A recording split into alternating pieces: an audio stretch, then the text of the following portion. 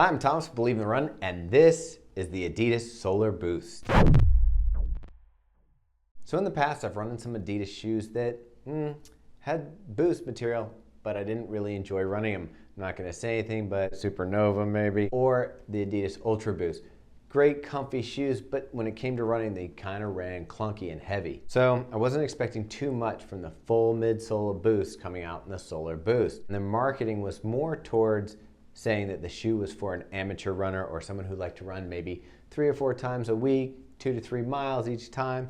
Not truly like the amount of running and the amount of wear that I'm going to put into a shoe. So I wasn't really expecting a lot out of this shoe. I was surprised because it actually is a really nice daily trainer. It has a 3D printed upper with a mesh over the top. I don't know how NASA got involved, but they're saying NASA was involved in the recycled yarn yoke that goes over and has the laces in here. All in all, that does a great job of having a stretchy toe.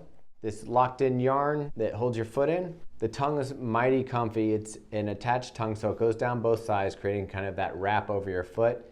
And then we go into the back, which is one of my favorite features of this shoe, is the heel counter, which reminds me a lot of the Nike Pegasus. And why does it remind me of the Nike Pegasus? Because both of them take all the pressure off your Achilles here in the back. So it's creating a pinch on the sides to hold your foot in while leaving your Achilles tendon alone, and it actually goes away from your foot. The downside is with this mesh upper, you don't have any breathing holes, so it's not as breathable as you might like. For me, I didn't notice it a ton when I was running it. Megan really didn't like it. You can read her review on our BelieveInTheRun.com site so you can see what both of us thought of the Solar Boost. With that, we move down to the midsole and the famous Boost material. And one thing they've done is you know that Boost goes in all different directions. So when you land on Boost, the energy goes everywhere. So what they have to do is kind of keep it going in one direction. And the way Adidas does that is in the 3 parts in this shoe.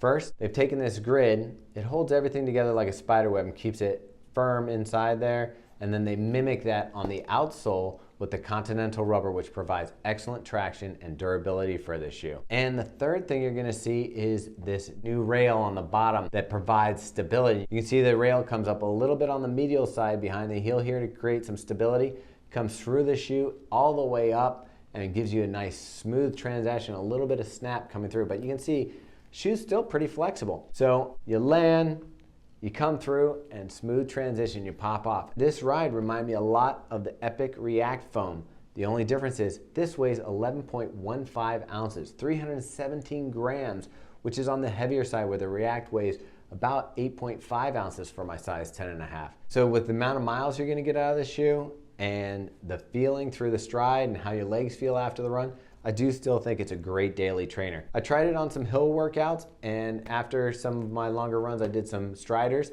and this shoe handled the speed really well. As a matter of fact, it kind of shined the faster I went through my leg turnover, the more that I really felt that added assistance from the Boost, give me that energy return and get my legs to turn over a little faster. So I really did enjoy that part of the shoe. Just for comfort, you can't really beat that Boost squish and energy return. Overall, I think it's a very good shoe for a daily trainer at $160. It's a little cheaper than the React. Maybe they're charging a little less to compensate for the weight gain, but I think it's a good looking shoe, fits great, smooth through the transition. So 10mm drop, fits true to size, 11.15 ounces, 317 grams for a size 10.5. You might want to follow us on Facebook to see what we have coming up, Instagram, and definitely go to BelieveInTheRun.com and check out our written reviews of the shoes. And until next time, enjoy your miles. And the third thing you're going to see is this new solar propulsion unit. What you're going to see is this new solar propulsion unit that, no? Rail. Oh. What you're going to see, I finally said propulsion right, now it's rail. What you're going to see is this solar, I got to stop laughing.